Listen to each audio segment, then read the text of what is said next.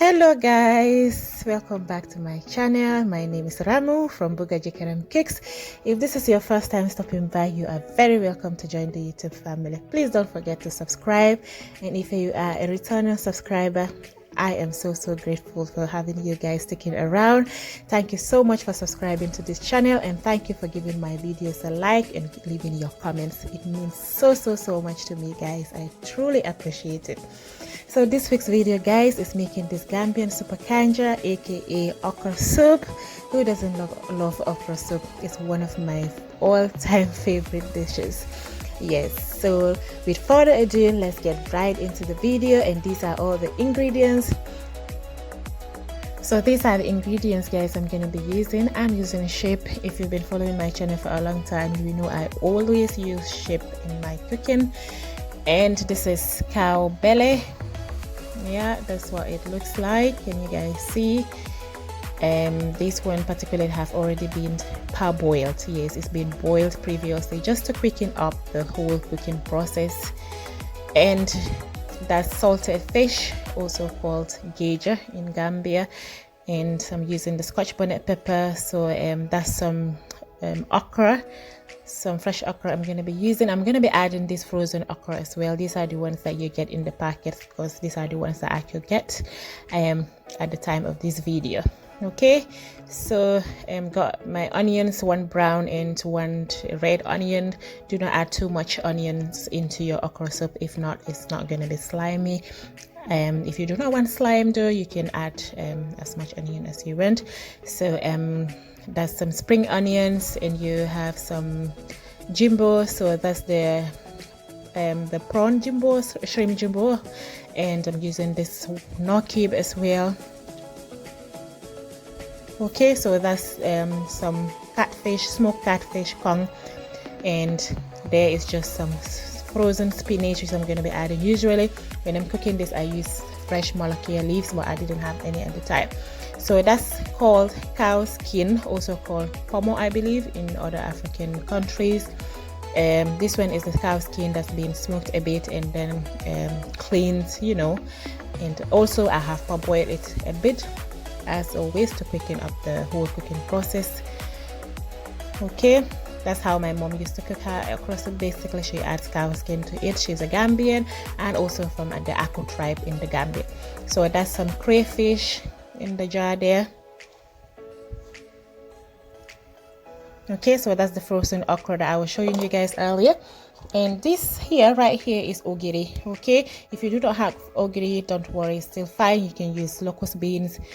If you don't have locust beans, you can actually skip it out. Doesn't make much difference to the okra soup. So that's some chili powder, and I've told you all that earlier. That's the cow skin, and that's table salt, and that's the palm oil I'm going to be using this time around. And I've got there at the corner, that's the smoked fillet mackerel.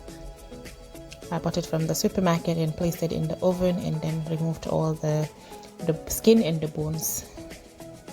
Okay, so these are all the ingredients that will be going into the okra soup. So first and foremost, I'm going to be boiling the meat with the cow skin and the cow belly.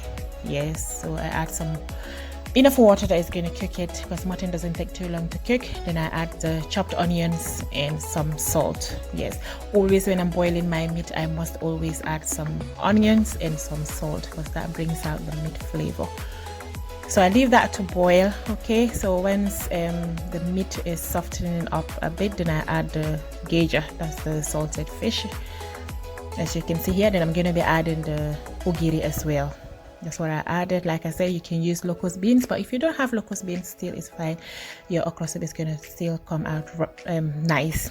So that's some chili powder I added, and some crayfish. Crayfish is nice, guys. Try it in your okra soup.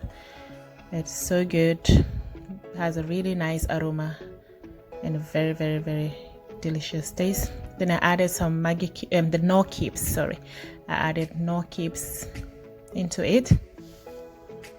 And now I'm going to be adding the smoked catfish, that's the kong, because I want it to cook as well, because the skin is quite tough. So we want to add it a bit earlier, just so that it can cook thoroughly.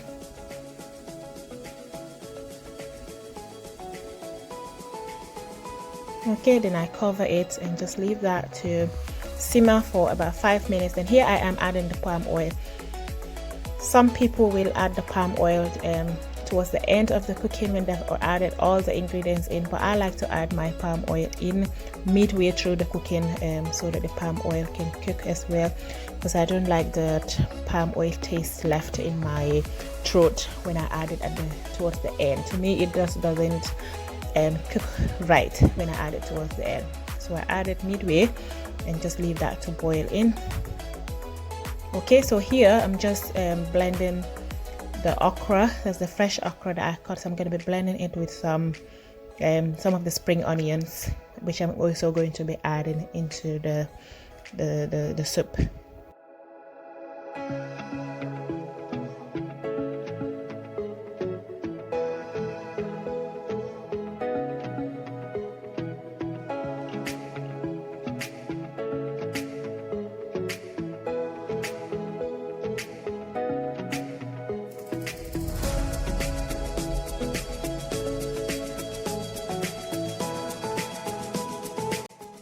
So as you can see here, I've blended it until it's really smooth. So I'm going to be adding the okra. So that's the frozen okra as well. You can use fresh, which is even better. But like I said, this is the only option that I had at the time of the video.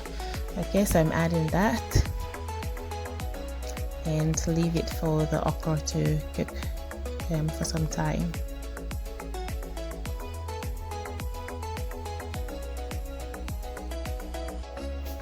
So what I'm adding in there, that green vegetables, guys, is just some spinach leaves.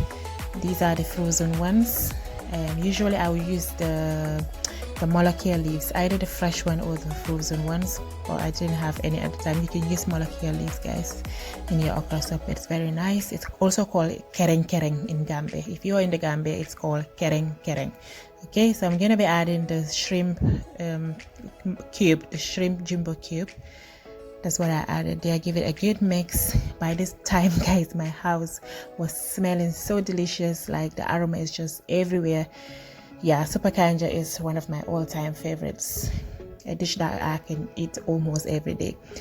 Then optional, I'm throwing in the Scotch bonnet pepper. I usually do this because I do not add too much pepper in my foods, because I have young children and you also want them to enjoy the food. And my kids do not like spicy food, but you can blend this in your mortar and pestle or in your blender with the onions, and then you can add it in.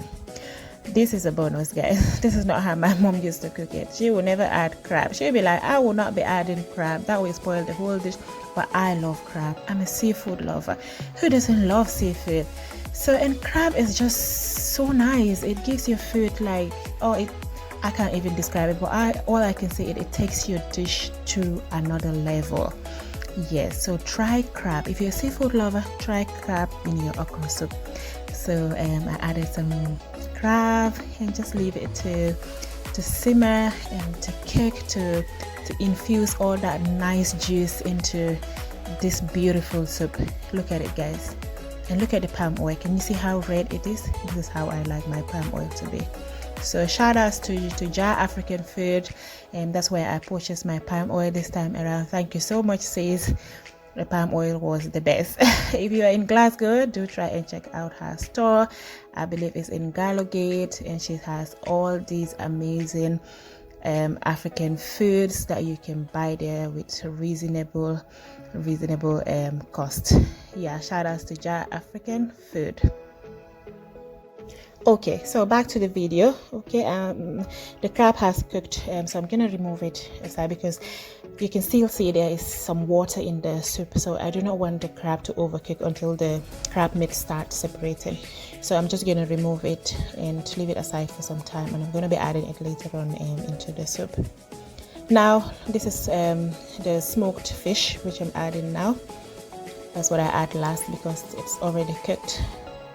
Okay, then I added the crab back in again and just mix it, cook it on the medium heat and just leave it to simmer down I'm gonna say this, guys. Usually when I'm eating it with rice, my Supa Kanja, usually when I'm eating it with rice, I want a thicker.